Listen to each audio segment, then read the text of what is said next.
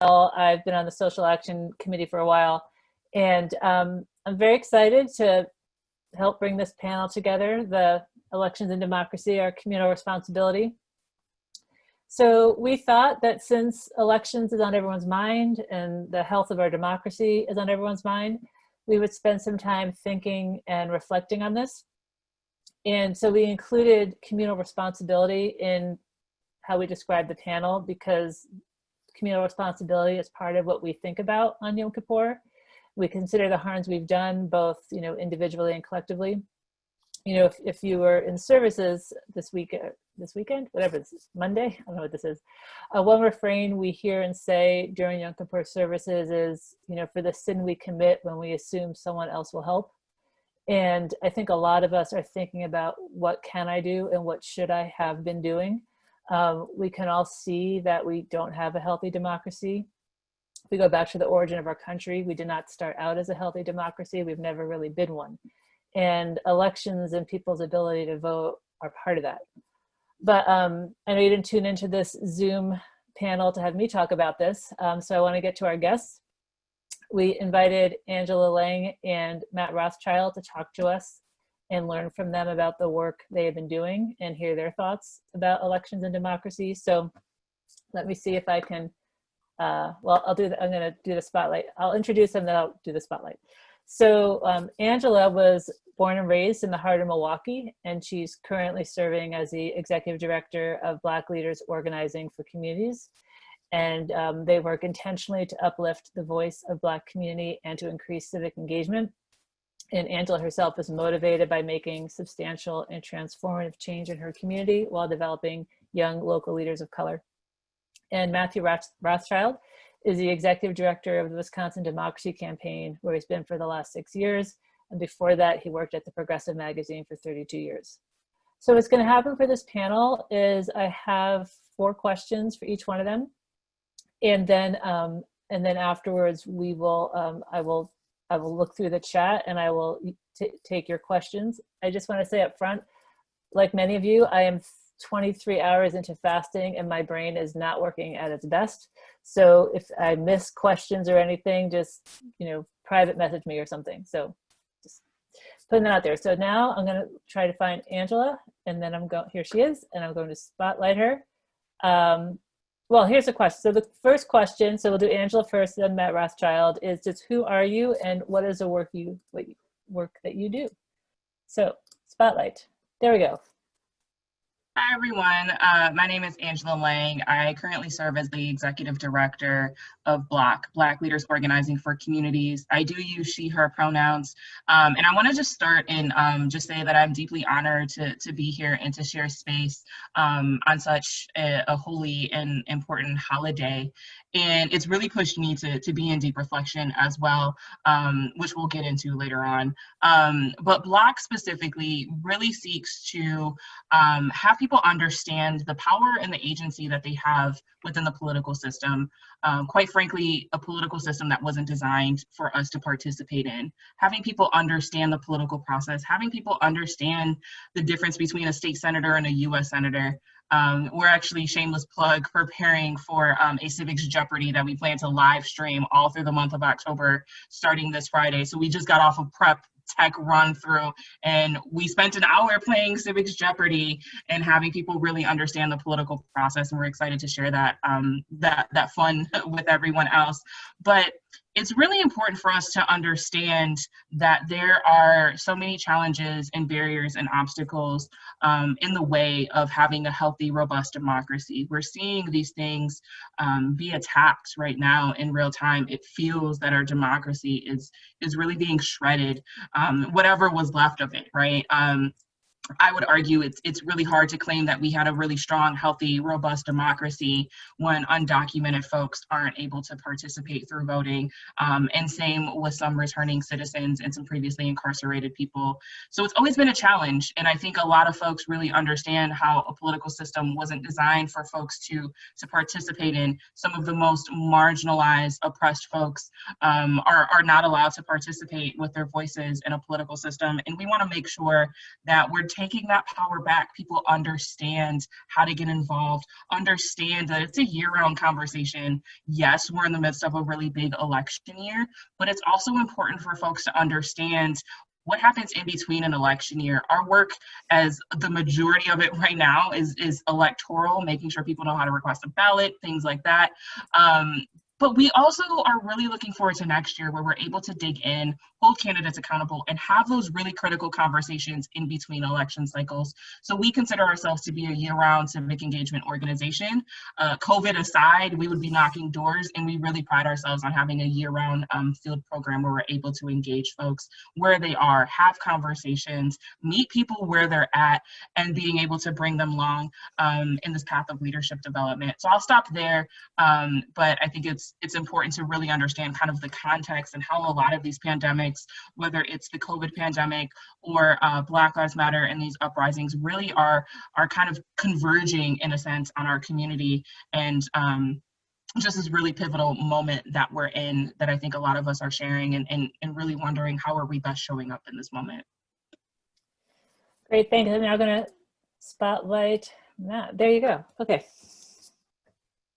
So I'm Matt Rothschild. It's nice to see everybody. Thanks, Jen, for putting this together. I want to thank everyone from Shri Shemayim for participating here on the Zoom. It's an honor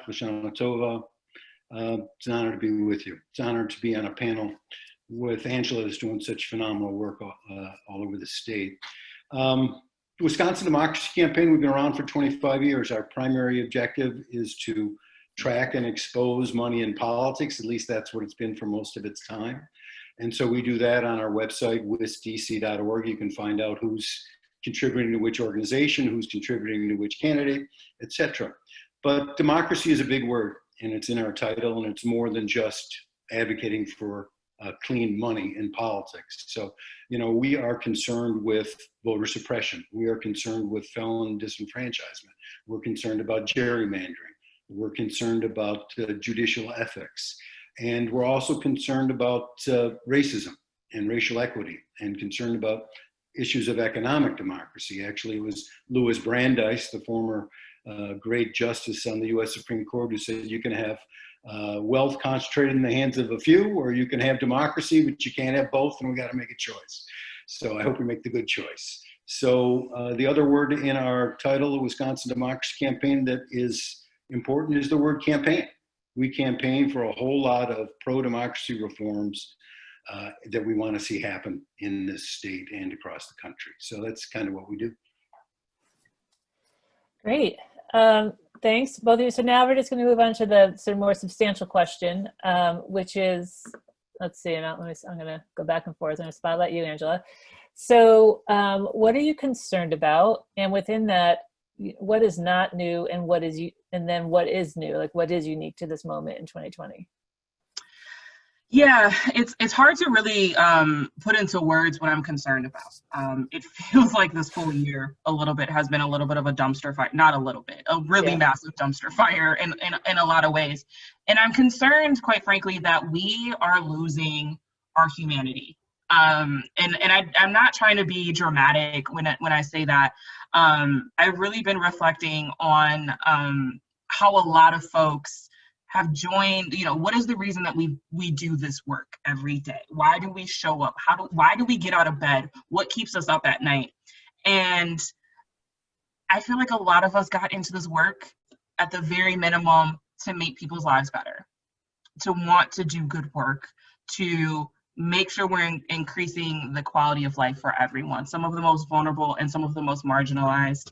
And I think we're so caught up in what we've traditionally done. We're so caught up in playing these political games, where we're so caught up in trying to just win and outdo the other side, that I think a lot of times we lose our basic humanity. We're not seeing humanity in each other. And this isn't something new, unfortunately. I tell people all the time, white supremacy has existed long before 2016, and it's going to exist long after 2020. And I think there's some unique scenarios. I've never lived through this particular moment or anything similar. We have our ambassador call with over roughly about 75 ambassadors who are doing direct voter outreach to our teams.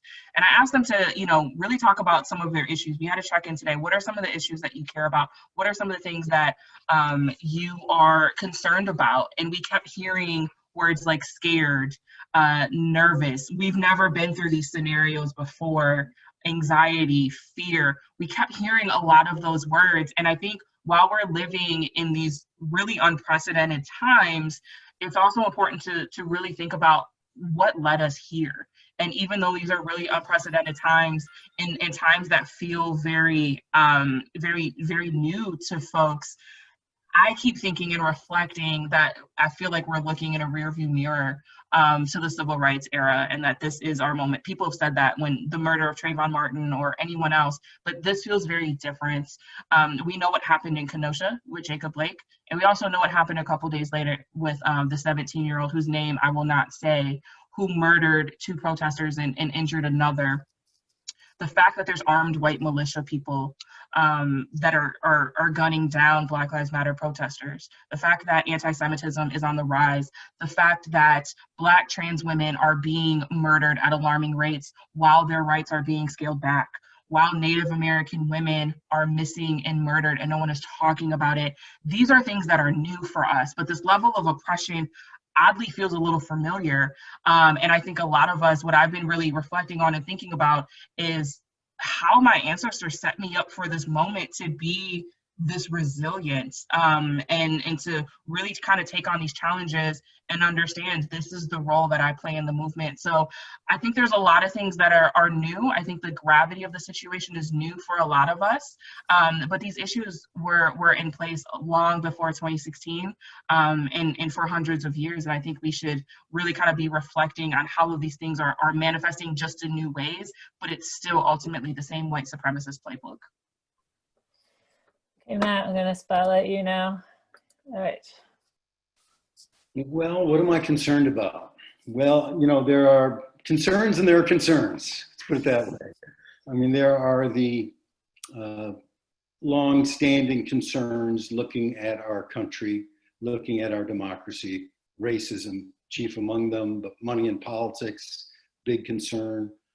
Nuclear weapons is a big concern for me and was at the progressive and is still hanging over our head. Climate change, huge concern for all of us, and the unequal economy too. And so those are kind of the perennial things. Those are the eternal things with that are corroding our democracy. And then on top of all these underlying issues, we have this new concern. We have a president who doesn't respect democracy. We have a president who doesn't vow to have a peaceful transition of power. We have a president who winks and nods at white supremacists and neo-Nazis.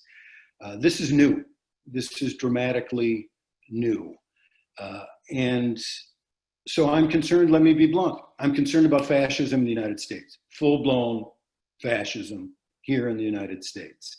And even if the president loses re-election, and even if he willingly or unwillingly leaves office, there remains this base that he has animated, this ugly, hideous, racist, anti-Semitic, well-armed, white supremacist, neo-Nazi movement that is just going to be there waiting for the next demagogue to come around. And this is new, having these armed white supremacists in the street, waving Confederate flags and Nazi flags. And so, I'm just grateful that my father's not around, who fought the Nazis, and that my mom's not around, who was in the local civil rights movement in the North Shore of Chicago, because they would just be horrified at what's happening in this country right now. So before I go on to the next question, Angela, I don't know if you have anything you want to add or respond to. Yeah, I think the erosion of our democracy and the rise of fascism really kind of encompasses all of it. And it's really unfortunate because I think a lot of times people are posting these memes on social media, or people are posing the questions, what would you have done in the civil rights era? Or what would you have done with the rise of fascism and Nazis in Hitler's Germany? And we're getting a glimpse of that, of how people are showing up. And I think on one case, people are really rising to the occasion and are saying, you know what, I need to do this deep intentional work on myself and figure out how am I perpetuating white supremacy, and in all the other ways as well. And something I think I've been reflecting on with some folks is how specifically the Black and Jewish struggle are really linked, yet we're both in unique situations where we suffer from a very strong form of oppression, and we also are privileged in a sense. And I think there's a lot of times that you don't necessarily see that. And you know, on one hand, as a pansexual Black woman that's a millennial that eats avocado toast, right? Like, I feel really oppressed sometimes, but I also know it's like my obligation to make sure that I'm checking anti-Semitism that is on the rise. And I think, you know, the relationship also is vice versa as well, and how our Jewish folks are showing up for the Black Lives Matter community. And I think there's a lot of history, I think, behind that. And I think for me, as I reflect, really digging into history and understanding, again, this feels like kind of the same playbook, you know, happening all over again, but something that we just personally aren't used to experiencing in our lives, unfortunately. But to call this anything less than fascism, I think is a disservice to really understanding the gravity that we're in. So I'm remiss to actually call it fascism, and I appreciate Matt calling it what it is, quite frankly. I wonder if both of you can talk a little bit more about just tying it back to elections for a minute. Like, so, like, what is the work that you're doing in Milwaukee around elections? You know, what does that look like now? How can people kind of plug in potentially with you? Or yeah, I think what's important is that we try to have conversations and having people understand the bigger political system. Our oppression is bigger than one election, and white supremacy is going to exist no matter who is in office come November or the coming days after, right? And I think it's important to have an honest conversation about the role of elections. I think we need to be honest and clear that elections are not some mysterious magic wand, and that after you elect someone that things are going to be fine. There's a level of accountability that needs to happen afterwards. But in order to hold people accountable, people need to understand the political process and the process to hold someone accountable. And so for us, again, it's a big election year. A lot of our work is electoral focused on a particular candidate. But it's also important for us to be honest, and we don't want to sell our community short and think that, you know, we just need you to vote and this is the most important election of your lifetime. You know, we say that all the time, but that doesn't really mean anything for a lot of folks. So it's really important for us to kind of paint this picture. We did this even today where, you know, some people are like, oh, I don't know if I like either candidate. I don't know if I'm going to vote. You know, having people understand, well, let's talk about the role of the courts and the importance of the courts specifically right now. Let's talk about how that impacts our day-to-day decisions. So it's a lot bigger than one particular election. It's being able to talk about the criminal justice system and all the different layers, whether it's a local level, a statewide level, or a federal level, how people can get involved. But having people really understand that if we want to see our votes through, we need to hold people accountable. We can't just vote and then think everything is fine and then get mad that people aren't doing what we say that they do. You know, we work really, really hard to elect people, and then we kind of wash our hands and then say, okay, go govern now. When a lot of times people have never governed before, and they had never governed on our particular agenda, and they aren't centering our voices and our issues and really coming together with an agenda of how can people feel liberated? How can people feel that the political system is working for them? How do they kind of frame the conversation so we're not putting candidates and elected officials on the pseudo-celebrity pedestal? We're able to have honest conversations and see elected officials as real people. So it's really important for us to kind of get into those weeds, get into that minutia, some of the things that are really kind of hard to conceptualize, but really try to build that power so people understand that an election is one tactic, but is not the end all be all, especially if it's not accessible to everyone. But really understanding civic engagement and how people can plug into a broader civic engagement strategy. I think a lot of times we tell people that they're only as valuable by their ability to vote. And if you don't have the ability to vote, then you are not valuable in this political system. And it's on us to, you know, tell people, hey, your voting rights haven't been restored yet because you've gone through the criminal justice system. There's 10 other ways that you can still get involved politically, and having people really understand the agency that they have within themselves that they may have not realized before. Thank you. Matt, do you have anything you want to add to that? Well, I'm a longtime student of Howard Zinn, the historian from Boston University, who wrote A People's History of the United States. And he wrote for the Progressive the last dozen years of his life when I was over there, and that was great. And he was saying exactly what Angela says, that, you know, voting is just part of it, that we need to engage in politics at the grassroots level around the years, whether it's an election year or not. We need to get out in the streets and in protests, and we need to let our elected officials know when they are straying from the path we think they should be on, and all of that. So I wanted to echo what Angela said there. I also wanted to echo something Angela said earlier about being concerned about all of us losing our humanity. And I think this has been a strategy of Donald Trump's. I mean, when you put kids in cages and we let that happen, and it's still happening right now, what is that doing to our collective conscience? Women, Latina immigrants, forced hysterectomies in detention. I mean, if that isn't an echo, I don't know what is an echo for us. And so we really need to hold on to our humanity. And we also need to talk to our fellow citizens. I've spent part of the day today contacting 9 or 10 people who disagree with me about the way the world works, really, and disagree with me about, I think they disagree with me about this election. And I was just trying to contact them. I did some direct messaging on Facebook, you know, just doing a personal contact and to beg, basically. But, you know, I don't think we can write people out of the book of life if they disagree with us, so long as they're not flying a Nazi flag or a Confederate flag and calling us all sorts of hideous names. But if they're people we know, I think we need to engage in the new name, which is called relational organizing, but it's an old, tried and true way to do politics, which is talk to people you know. I mean, more than phone banking to people up in Superior or Green Bay, you know, talk to 10 people you know and try to, if they agree with you, make sure they go out to the polls. And if they may not agree with you, try to engage in a conversation with them. Those are the people you're most likely to have influence over, the people you know. And so that's how I spent part of my day today on this Yom Kippur, just trying to, including some nephews, just trying to talk some sense into people.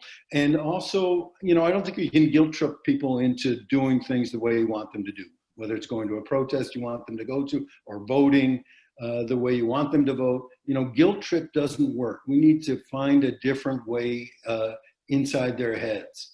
And it's usually just by, number one, listening to people where they're at.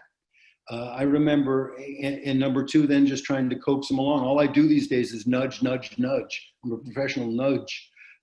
But you know, there's a great organizer in Milwaukee, Anita Johnson, and she has knocked on more doors and passed out more leaflets to churches in Milwaukee than anyone. And I was at a seminar with a lot of organizers a couple of years ago, and someone came in from Washington to tell people how to knock on doors. And they, you know, this young person who said, you know, you go and you tell them this, that, and the other thing. And Anita sends her hand up in the air. You know what I do when I knock on doors? The first thing I do is I ask the person a question, what concerns them? And to me, that was wisdom right there. Miss Anita had the wisdom to know that you start where people are at. And I just wanted to say that's what we all need to do.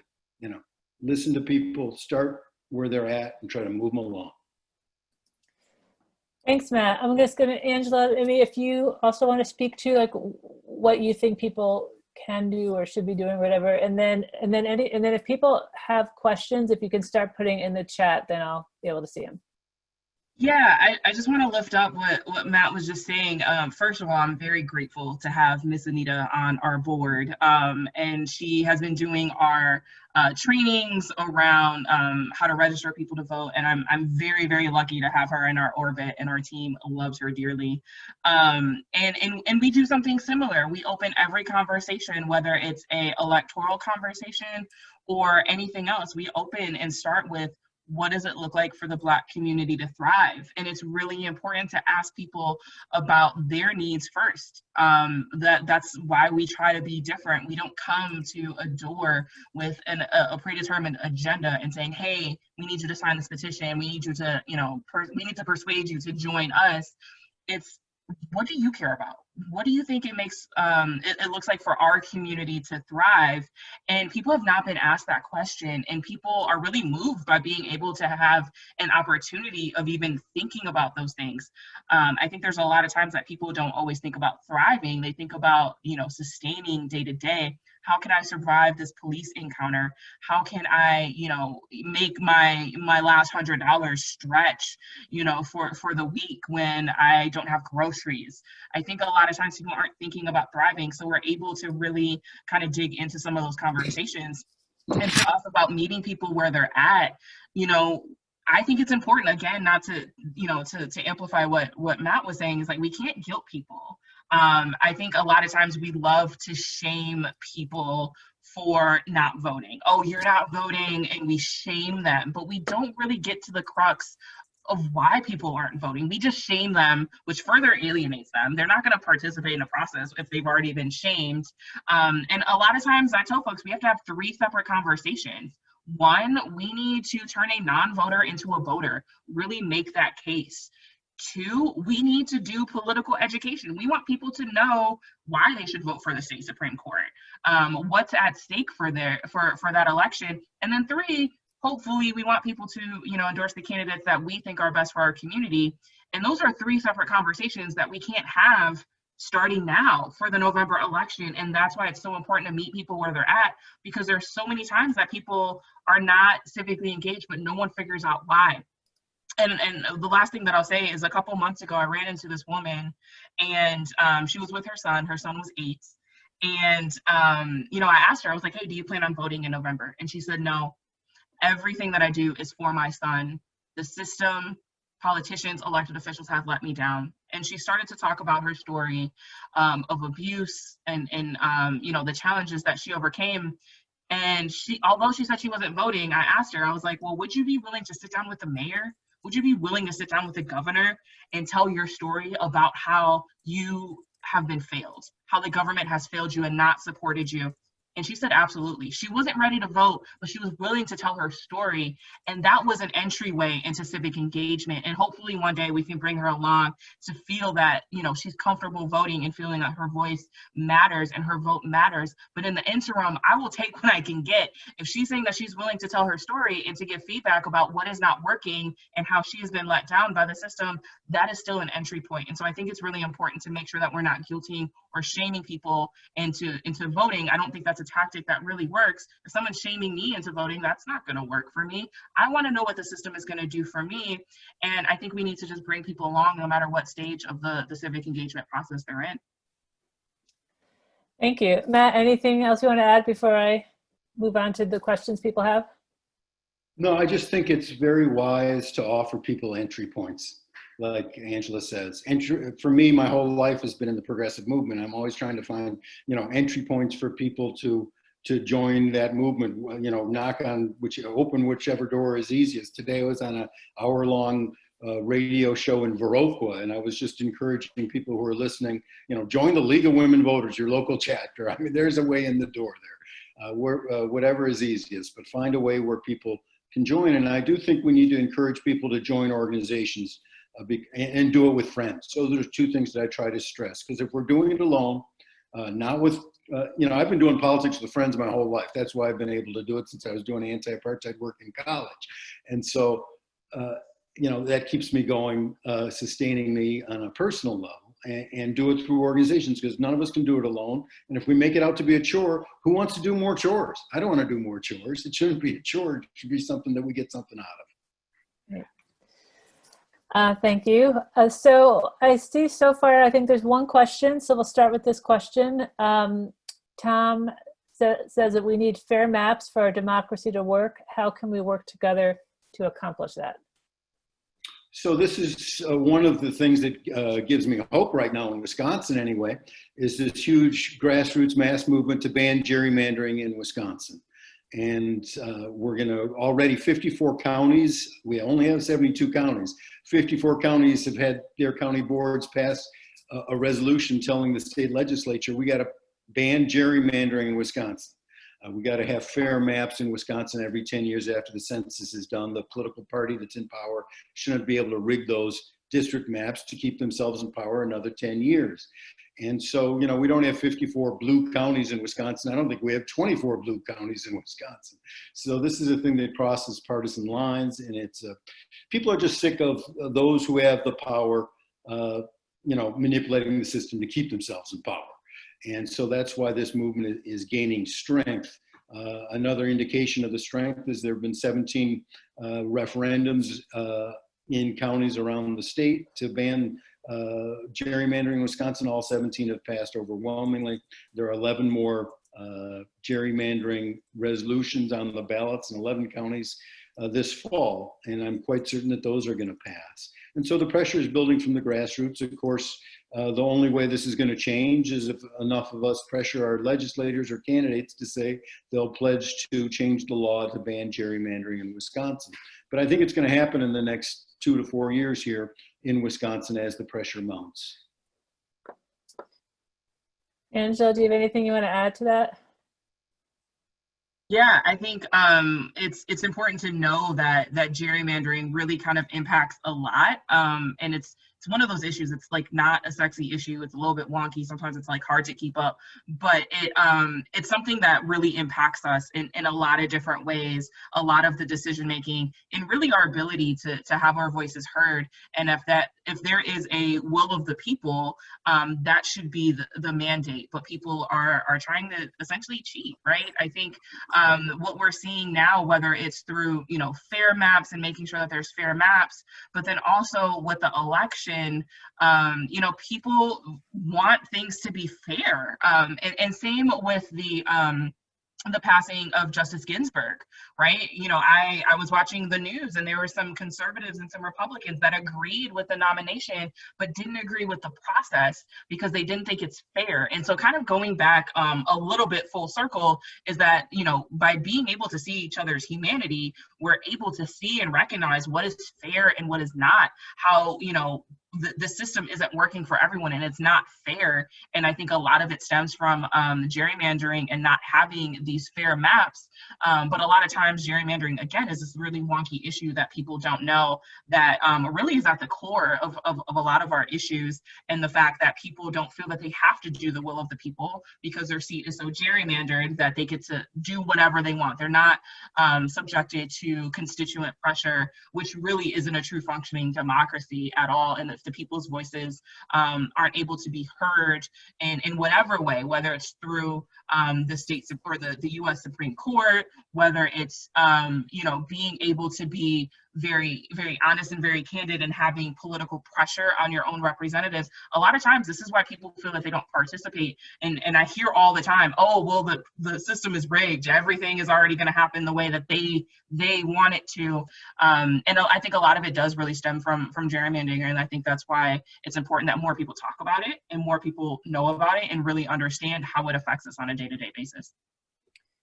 Thank you. A couple questions have come in. So one from Rebecca and Ari. Thank you for being here. But how has the Jewish community or Jewish community leaders engaged with your work? So the spotlight's still on you, Angela. So why don't we start with you, and then I'll. Yeah, I appreciate this question. Hi, Ari. Hi, Rebecca. What I've really noticed a lot since the protests started happening and the murders of Breonna Taylor and George Floyd and the attempted murder on Jacob Blake is that more Jewish folks have reached out to us, and really going back to what I was mentioning earlier about really understanding how our struggles are linked together, and that it does really feel a little bit like deja vu. And so I've been really trying to dig deeper and how to strengthen and to build those relationships. I think, you know, a lot of folks are trying to figure this out, and I myself am also trying to figure it out, is like, how can I be the best ally that I can in the Jewish community? And I think vice versa. I think, you know, again, you know, folks are really thinking about the unique positions that our communities are in. In some cases we have privilege, and in some cases we're really oppressed, but we're able to really move forward and to dig into that history, I'll say earlier this year, before COVID unfortunately shut down our office, we actually took a trip to the Jewish Museum, which was really important for us. And I think our team really learned a lot and really kind of saw those historical parallels. And I think that strengthened a lot of our team's kind of just understanding and knowledge of not only our history, but of Jewish history and how they're also, our liberations and our struggles are inherently tied together. That was really impactful for our team. And you know, even to this day, folks are like, okay, can we go back to the museum? We want to see more, or like there's other exhibits. And I think a lot of us are really figuring out how to be in deeper collaboration and deeper relationship with folks. But I do appreciate everyone that has reached out and has offered support, whether it was like financial contributions, which has been great, but then also really just trying to work and just like build that relationship and have this framing and understanding that our struggles are linked. They're inherently linked. And the more and more I learn, the more and more conversations I have, you know, even specifically with like Jewish folks of color, which, you know, are a unique situation in and of itself, and a lot of different layers and complexities and dynamics. And that's something that I feel very blessed and very fortunate, is to be able to be in these spaces and to have these conversations. I feel like specifically we're able to have these conversations from a humanity side. So this has kind of been my my anecdote of everything that's been happening, the rise of anti-Semitism, the rise of white nationalism, rise of fascism, but being able to be in deeper partnership and relationship with the Jewish community and kind of try to figure this out together with some folks that we know that have reached out to us, I think has been really refreshing for me, and a good kind of reframe in really, really hopeless moments, in some really, really dark times that feel, you know, very hopeless and full of despair. But knowing that there is a history and there's a track record of our communities working together, really, I think gives me a little bit of hope, quite frankly. All right, Matt.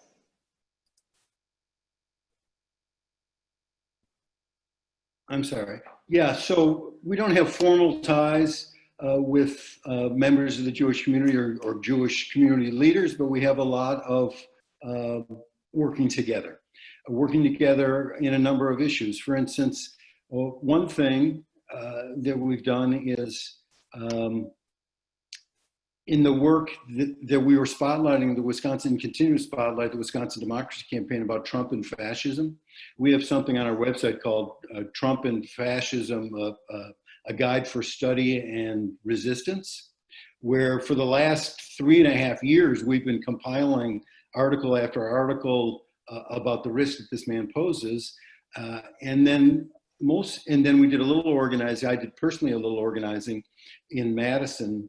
And the people who were most attuned to this issue actually were my fellow Jewish friends here in Dane County, who were alert to the early warning signals about fascism.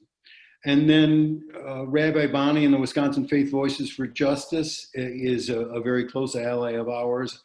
I gave a Zoom talk to her organization and other organizations about a month ago on voter suppression then and now, the history of voter suppression and what's going on these days. So, you know, we have a lot of friends in common, let's put it that way, and a lot of mission in common. Thank you. So one question Sharon asks, and then I'm going to add my own addition to it, which Sharon, I apologize if you are not happy with my addition. But so her question is, how can we get rid of the Electoral College and the system of 2 senators state regardless of population? It inherently takes power away from population centers and, you know, and urban population concentrations. And so the thing I want to add to that is, and I could have this wrong, but my understanding is that, you know, so Wisconsin is one of the most incarcerated states, right? So, and mostly people in Milwaukee, you know, who are incarcerated in rural areas, they don't get counted. So they get counted in the census where they're incarcerated, but they don't get to vote, which then gives those rural areas increased representation. So anyway, so I think that fits in with Sharon's, and is, you know, is there any way to undo that? Is that part of the Electoral College, or just, anyway, so that's my addendum to Sharon's question. Whoever wants to go first. Well, I will talk about your addendum first, which goes by the name of prison gerrymandering. And that is, if you're a resident of Milwaukee and you're arrested and convicted of a crime and you're sent up to Waupun, you're counted as living in Waupun, being a citizen of Waupun. That gives Waupun more representation after the census is done. And even if you got out of Waupun, 6 months or 1 year after the census was done, you're counted as a citizen of Waupun for 10 years. As far as redistricting goes, as far as representation goes, as far as federal resources go to per capita to the people of Waupun versus the people in Milwaukee. And so it's a ridiculous and racist way to count people. And actually there is legislation introduced every session here in Madison to get rid of prison gerrymandering. And there haven't been the votes to get it passed, but it is an issue. The Electoral College is an enduring issue of lack of democracy in this country, and it's one of those battles we're going to have to fight along with overturning Citizens United and getting rid of the phantom that corporations are persons and the phantom that money is speech. Those are long-term fights that I'm happy to engage in.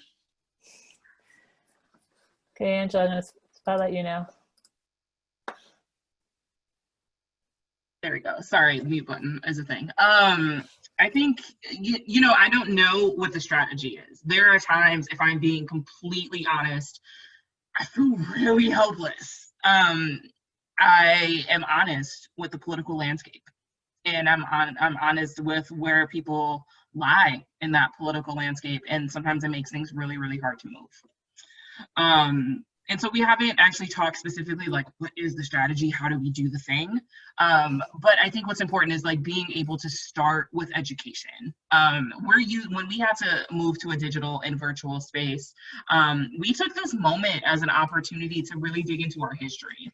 So after the April 7th election, people are like, Angela, how was this allowed to happen? And we gave them a homework assignment. We gave our ambassadors a homework assignment. We're like, research gerrymandering. That will explain how this was able to happen on April 7th. So I think there's really an opportunity in a moment to do education in the meantime, as we're figuring out a political and potentially like legal advocacy type of strategy. But I'll say that we should really be actively tearing down any structures and any institutions that are oppressive and don't allow for marginalized communities to participate in a full process. And that includes the Electoral College and in the history that it has. I don't have the answer. I wish I did. I don't know if anyone really knows the answer, but I think right now, a lot of things that we know that may not be politically movable, whether it's in the state or on a federal level, it's important for us to do that education as we're trying to figure out that perfect storm. What is our leverage? What is our political power in this particular moment? Do we have any? And there are times it doesn't feel like we do, but that doesn't mean we stop our work. That means we just dig deeper into making the case to our people. Folks that don't normally understand or care about gerrymandering, let's make the case to them and really outline why it's a challenge. We're actually going to be working with our friends over at Demand Justice. I've been in a conversation with a good friend of mine who moved to DC about specifically how do we train around the sense of urgency around the courts. These are things that a lot of folks, if you're just trying to survive day to day, you're not paying attention to the ins and outs of all the federal court appointments that are happening right now, but you'll pay attention when it impacts you. And how do we get people on the front end of it and having people understand that political process on the front end while we kind of wait for a political opportunity to actually make some substantial change the way that we want. So I think there's always something to be done, even if the political landscape isn't conducive to the change that we want to make, there's still an opportunity to engage with our people, to engage with our community, and to do that education in the meantime, to kind of build this groundswell and to build this momentum as well.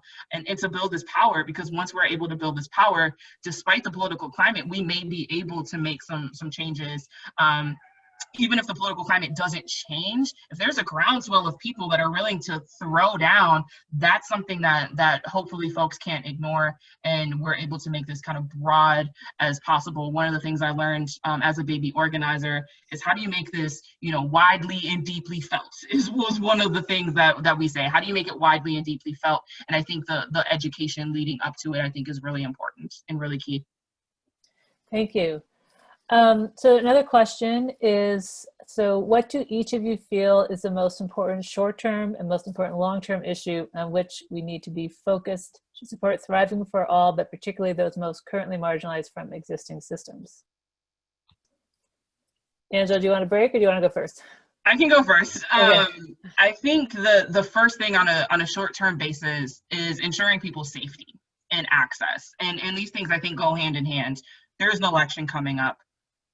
Despite what people think, even though people are bored with it, there is still a global pandemic. We understand that Wisconsin is becoming rapidly a hotspot. And so we need to make sure that people are safe. And when I say safe, that means a lot of things. We need to reimagine safety. How do we keep people safe mentally when there's white militia folks that are attacking our communities? Mental health is super important right now. A lot of us are being triggered and traumatized and re-traumatized in real time. How are we keeping people safe? I think there's, for me, what I reflected on this weekend that I really, I think, put a name to it, is that a lot of us are in self-preservation mode. How do we just survive? How do we just sustain? How do we just make it out, right? How do we just get through it? And I think safety, reimagining what safety is from a community standpoint and less policing, safety in mental health and wellness, safety in regards to being able to physically show up and cast your ballot in a safe manner, whether it's early voting or it's an absentee ballot. I think we need to make sure that people are safe, because we're living in such really trying times that are really unsafe for a lot of our communities. I think longer term, and this is not going to be easy, a big thing that we need to address, quite frankly, is the roots of white supremacy and how it plays out in different areas, how it intersects with other things. How does white supremacy intersect with anti-Semitism, or the rise of anti-Semitism? How is white supremacy overlapping with misogyny or transphobia or xenophobia? And I think, white supremacy really plays a key role in all of those things. It's an offshoot, the white supremacy being at its core, and it's an offshoot into all of these other things. And how are we able to work towards dismantling white supremacy, but then also understanding on a personal level? I think a lot of us organizers in the state are trying to figure this out. How are we perpetuating white supremacy culture, either intentionally, hopefully not, but also unintentionally? Even people of color, I think about this all the time. How am I perpetuating white supremacy culture within Block, and how am I able to actively reject it and to dismantle it? And I think that's an ongoing thing, that's something that we need to figure out for the long term. And I think once we start to chip away at that, hopefully, and maybe I'm wrong, maybe I'm naive. I tend to be that way sometimes, and I think the best in people. But I'm hoping at some point, once we start to chip away at white supremacy, that we're able to really see people's humanity again. We have stripped so many people of their humanity and dignity, but once we tackle the issues of white supremacy and everything that comes along with it, how are we able to see each other's humanity again in the long run? Sorry, I muted myself because my dog. All right, so Matt. So short term, to me, the short term crisis is the risk of fascism. And, what do we do about that? Both at a societal and activist level and a personal level. For instance, we just checked our passports, see whether our passports were good in case, things went from bad to really, really bad. And I think people need to plan. And it's been a common thing in the Jewish community since the Holocaust that everyone's got a briefcase or a suitcase that's at the door, it's full and it's ready in case we've got to run. But that has crossed my mind. And that isn't about resistance, that's just about survival. But I do think we need to talk about resistance to fascism and what that looks like. So that's short term. Long term, I think we've got to get to a democracy where everyone has an equal voice, if you can imagine that. And what does that mean in the United States? Number one, it means getting rid of white supremacy and racism. Number two, it means overturning Citizens United and this whole edifice of corporations are people and money is speech. And we got to get to economic democracy. I mean, Teddy Roosevelt said we can't have a political democracy unless we got something approaching economic democracy. Well, we're not approaching economic democracy right now. We're going the other direction.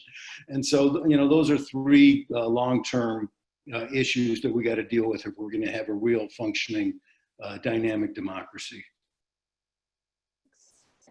Another question is, how can we support organizing efforts to help defeat Trump, and what are some productive ways to volunteer?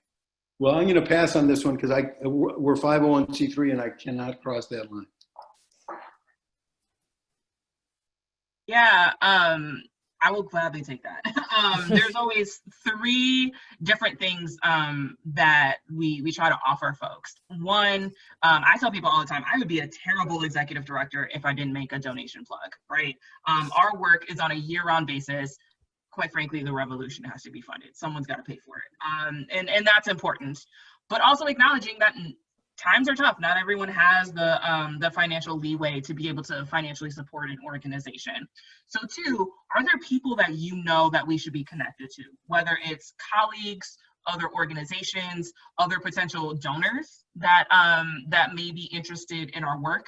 We love to be able to collaborate and to connect with other people, either locally or in other states. We love working in coalition. We love being able to share ideas and do learning exchanges with folks from other states. We definitely have some connections in Nevada and Detroit that we're very close with, and we're able to kind of share best practices. So it's important, I think, for us to be able to be connected and to broaden our own network and to kind of share best practices and strategies. But also knowing that not everyone may have a vast network, even if it's like, hey, I have a friend who does a podcast in the basement, right? Understanding not everyone has a vast network, but something that everyone can do is amplifying the content and the lived experiences of Black and Brown folks, especially now. There are literally protests happening all around us, all day, every day. We've seen the images, whether they're in our city or not. We've seen these images, and it's so important to continue the dialogue and the conversation. There are times where people are literally crying out and saying Black Lives Matter. I saw an ad, thanks Facebook, but I saw an ad for a sweatshirt that said matter is the bare minimum, right? There are times that people are saying Black Lives Matter and people are responding with but. And so there's a lot of conversations that need to continue to be had.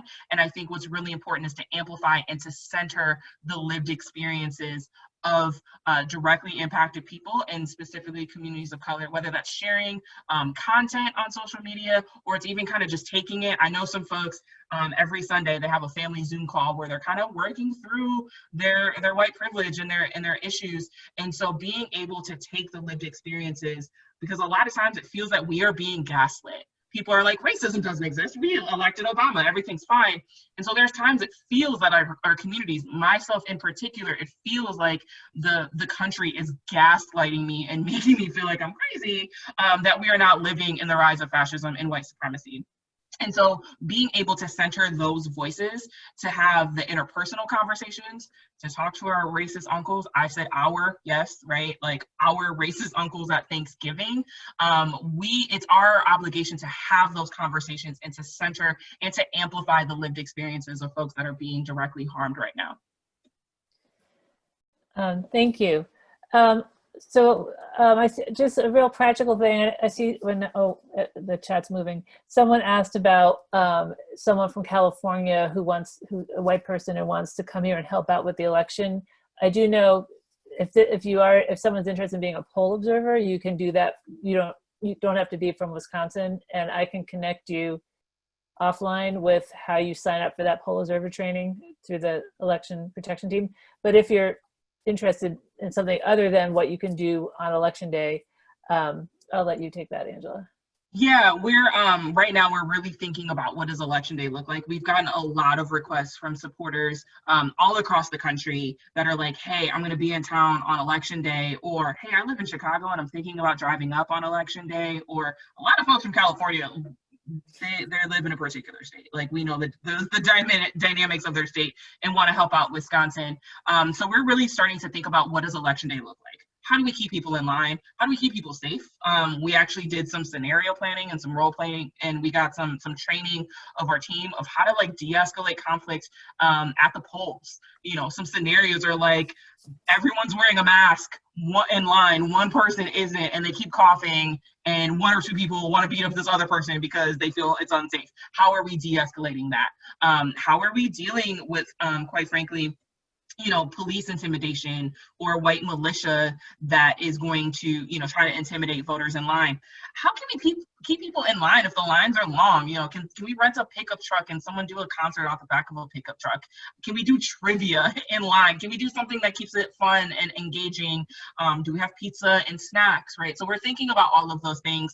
Because we've been inundated with this particular request, we're working with different partners all across the state to try and coordinate something specifically on election day, and how we can use volunteers to be able to cover many different polling places and to make sure that people are staying in line, there aren't any issues, and then we try to keep it fun for folks. So I'll say, you know, shameless plug, if folks are interested, I'll drop my email in the chat. If folks are interested in volunteering in that particular aspect, as we're coming together, you know, feel free to shoot me an email. I'll make sure that you're added to our weekly email list that goes out every Friday, and we'll likely announce how specifically, as we start to kind of formulate what this particular system looks like, and the logistics of it. I'll make an announcement in my weekly email. We'll probably have maybe some sort of Google form where people can kind of sign up and to do stuff. And so I'll be pushing that out through our either our social media, probably our social media and our weekly email.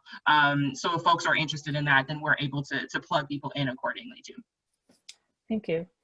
Let's see. One question is, what are some ways that people can get involved outside of voting, particularly for young people? Well, you just talked about it a little bit, but if there's anything more you wanted to add.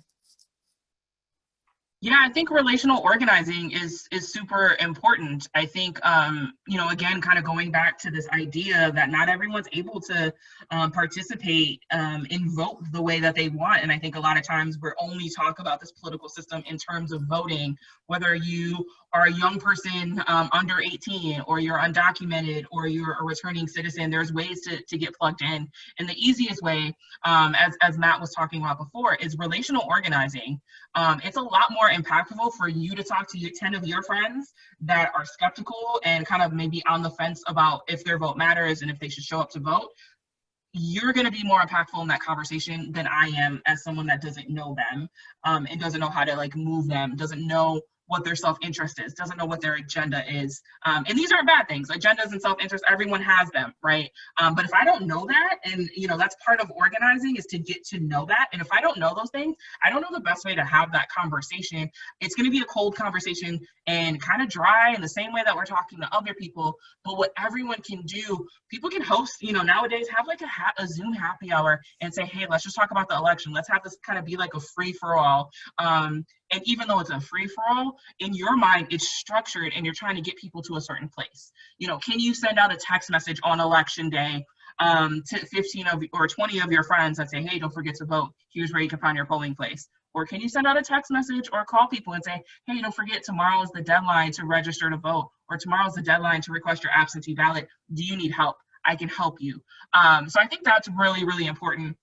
I think at this point, a lot of times, for the most part, people have made the decision of who they are voting for at this point. I think there's some persuasion to be done about if people are voting or not. We've heard even from some of our ambassadors who do this work all day, every day, that are like, I don't know if my vote matters. I don't know if I should show up and vote. And you all are the most critical in those conversations. And I think that is something that's important. And I would not take that for granted. This is not something that we kind of just say. That is so powerful for you all to talk to your people and to do everything that you can and to lean into some of those tough conversations. Because if I try to have a tough conversation about white supremacy with a racist friend, and I don't know them, it may backfire. But if you have that problematic friend, you can wrap them in love. I've actually heard someone say that criticism and feedback is really just a form of love. And you all are able to have that conversation rooted in love, rooted in humanity, in a way that I, as some people may say, as a political consultant or a political hack or political organizer, I'm not able to reach that same group of people and have that same type of impact and touch the way you all can. Matt, do you want to add to that? Yeah, I mean, part of it is figuring out who you have an in with and who you don't. I mean, for instance, I live in the town of Dunn, 10 miles south of Madison. Around the corner from our house is a neighbor who I've only met once and talked with for 2 minutes, and they have these gigantic Trump flags flying next to their American flags. I don't have a real relationship with these people. They're bird watchers like me. They got 10 bird watching, 10 bird feeders up at their house, and maybe I could start there, but I think it's too late for me to have a conversation with them. So rather than me going in and knocking on their door, what I'm doing is I'm spending my time with other people who I have a more established relationship with. Actually, I'm a Texas Hold'em player. I played cards with these guys, these right-wing guys, who I like, who are decent people. They don't have horns. They don't have Nazi tattoos on their arms, but they're Trump supporters. Look, there are 43% of people in Wisconsin who say they're going to vote for Trump. And a lot of those are white guys. And I know some of those white guys. And so I have a relationship with them. So I can talk. That's where I'm using my, off personal time doing politics with those folks. Because going to the neighbor with a giant blue Trump flag flying is probably not going to be productive. So I think we need to figure out who we're going to talk to and what's the most effective way. And again, I want to stress, like Angela has stressed, do it with people who you have a relationship with over time, rather than doing phone banking up to Lake Superior. I don't think that works. And also, I just think I want to stress again, it's important for people who aren't so much concerned about voting, want to do something beyond voting, join an organization. And I also do want to stress that this is another thing that gives me hope right now, that there are all these tremendous nonprofit pro-democracy groups and leaders like Angela in Wisconsin. We're all working together. That's what people don't understand. I'm on a weekly call with Wisconsin Voting Rights Coalition, a coalition that came together over the last year. And we meet to talk strategy and how do we educate people to vote? How do we get people to register to vote? How do we get people to fill out their absentee ballots? What lawsuits are pending? And there's just, it's the League of Women Voters, it's Common Cause, it's Conservation Voters of Wisconsin, it's the ACLU of Wisconsin, it's Disability Rights Wisconsin, it's Souls to the Polls, it's Lutheran Office of Public Policy, it's Wisconsin Faith Voices for Justice. All voting is local. America Votes Wisconsin, which is a great group led by a great person. It's the Brennan Center. It's, Center for Secure and Modern Elections, a group that I didn't even know existed before. I mean, and we are all working together. I think the progressive pro-democracy coalitions that exist in this state are more cohesive than in a lot of states. At least that's what I've heard. And maybe it was dealing with Scott Walker for 8 years that got us to get our act together. But, we understand that, maybe it's time, for the guys with the big egos to show those egos a little bit and work together with the other organizations that are trying to row in the same direction. Well, we're all rowing in the same direction here in Wisconsin. And I think that's a point of pride and some good news. One thing, just to kind of piggyback on the first part of what you were talking about, the Matt, the guys you do poker with, because one of the questions here from earlier was, with today being Yom Kippur, how do we continue to fight and also figure out a way to forgive in a political climate where the other side is supporting white supremacy and racism? I don't know, I think you touched on that a little bit, but if you have anything else you want to say. Yeah, I just don't think we should condemn these people to eternal hell. If they are people who otherwise may be decent people, and they're not the ones with the Nazi flags and the Confederate flags, and find a way to try to bring them along.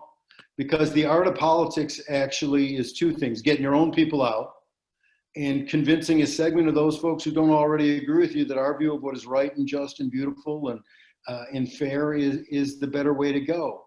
And so I think when I'm in conversations with people who don't agree with me, and who I know to be otherwise, and it's a big otherwise, I grant you, but are otherwise, seemingly decent people, is to say, look, I'm not going to unfriend you from Facebook. I'm not going to say we're never going to speak again. If you vote away, I don't want you to vote. But please consider my views. Let's have a conversation. Actually, I'm having a Zoom conversation tonight with a couple of these guys. And let's just, keep the lines of communication open. And changing people's perspective takes a long time. It doesn't happen overnight. And this is what Angela was saying before. We can't come to people, the week before election and say, I got to move you from where you are 180 degrees or 90 degrees or even 45 degrees. It takes time. And I'm willing to put in that time with people I think are at least open to rational conversation. I know there are people in this country who are not open to rational conversation. And part of me, when I get in those dark moods in the middle of the night, I think the age of enlightenment is dead. And there's no use talking to anybody. I mean, I get that feeling, but I'm not willing to concede that point in the light of day. Angela, do you have anything you want to add to that? No, I think that sums it up. I think the only thing that I would say is that it's a challenge sometimes. There are times for me where I'm in really challenging situations and traumatizing situations, and I myself sometimes find it very difficult to find humanity in folks whose views are in direct competition with my identity. And that's a struggle. I think myself have thought a lot about how am I leading from a place of love and less of a place from anger. So I'm working on it. The universe is working, and it's challenging to even, I've said this, of like seeing our humanity, and as Matt said, like not writing them off. It is difficult if it is in direct competition with who you are in your mere existence. How am I able to show humanity for someone who can't see the humanity in me, and why should I? And it's a challenge, and it is a struggle, and it is a point of grace that people and patience that people have. And so that's the only thing I would uplift. Everything that Matt said, yes, 100%. And it's a challenge. It's hard. And that's something that Michelle Obama, depending on the day, I don't always hold this view. Michelle Obama said, when they go low, we go high. Depending on the day, sometimes I have that view. Depending on the day, I have the Eric Holder view that said, when they go low, we kick them, right? Depending on the day, it depends on the mood I'm in, right? And it's very hard to show compassion, and quite frankly, at least for me, it's very hard to show compassion and humanity to people that don't show the same for us. Yeah, and I'm just going to note that I think a few people kind of made that point in the comment, like, how do you do that if they don't respect your humanity? So thanks for speaking to that. So I know it's already 20 to 6, so we'll end with the last question, which I know both of you sort of touch on this a little bit. And I know often people like end panels with, like, well, where do you find your hope? And so I do want to qualify this with, this might be a moment not to have hope, and that's a fine answer. But if you are finding hope right now, talk a little bit about where does it come from?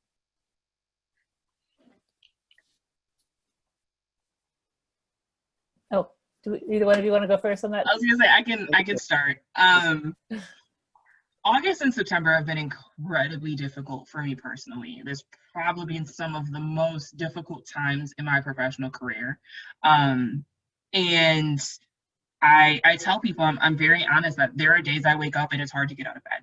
There are days where my anxiety and depression are at an all-time high. And it is hard to constantly process the current events while still trying to be strong and to lead an organization who are also constantly processing current events. It is hard. And I'd be lying if I said I was hopeful every day. What I've reflected on is that no matter how big it is, some days it's really, really small, but there's hope always there. There are times it doesn't feel as big, it doesn't feel that there's any movement. And sometimes you have to search for that hope. It may be buried under 7 layers of grief and trauma. But I like to think that it's there somewhere. And so, like I said, there are some days it's bigger than others. And what really gives me hope is my friends and my people, some of which that are on this call that I quite frankly don't know how I would navigate these really challenging, traumatic times without. I get hope in my team, you know, being able to spend an hour playing Civics Jeopardy with my team, even though it was a tech run through, people were like, okay, we get the hint, let's like log off. And I was like, can we continue playing until my next call, please? Because like that gave me hope, it gave me joy. And these are really, really dark times, and you just have to find your people that are grounding you, that are centering you, which is also really hard in this time of isolation. And so trying to find your people, try to find your squad, try to find your people that hold you down, that even when they don't know it, are the wind at your back that have you continue to wake up every day. And there are some folks on this call that don't realize how integral they are to me in that.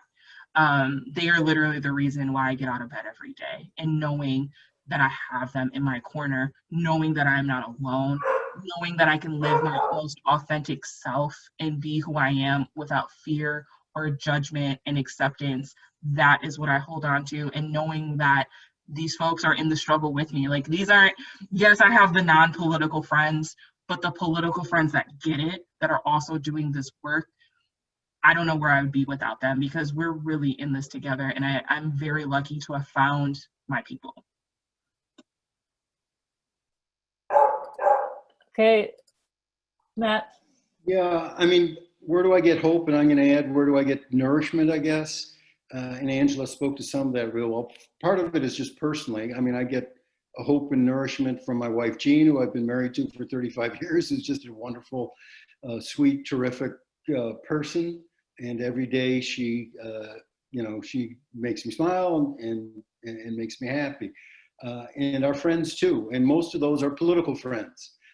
Like I've been saying, like Angela's been saying, political friends who sustain us in these dark times. I mean, you really need political friends. I don't know how I could really get close to someone right now, as much as I want to be open to other people, but to be really close with people in this moment, for me, they've got to agree with me about, you know, the way the world's going and what the risks are and what the threats are and what we need to do about it. And so I've got that community. It's a luxury, maybe living in the Madison area, to have so many people available to join that community. But I feel in community with them. I feel in community with all these folks in the pro-democracy, nonprofit, progressive sector in Wisconsin.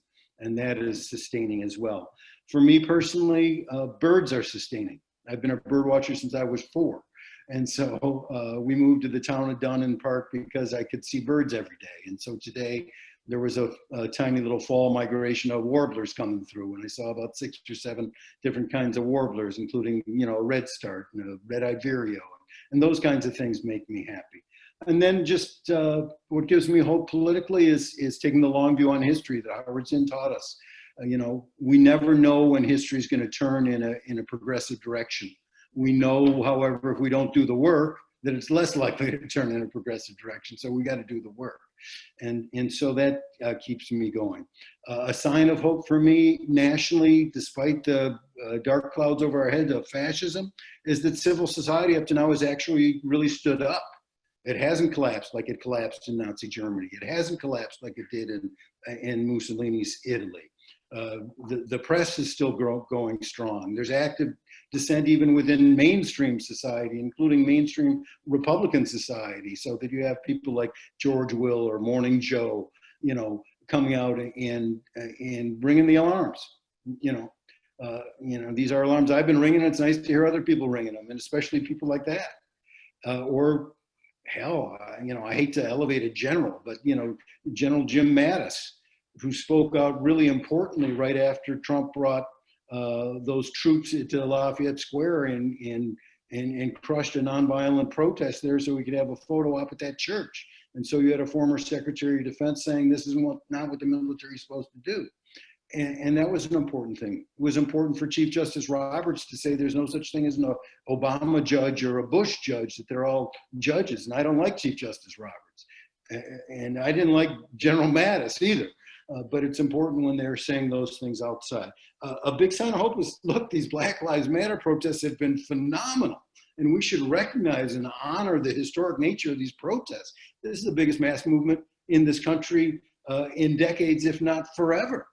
And even in our little parochial Wisconsin, let's acknowledge what's gone on here. We've had nonviolent protests in 4 cities after George Floyd was murdered. And these weren't, it's not just Madison, it's not just Milwaukee.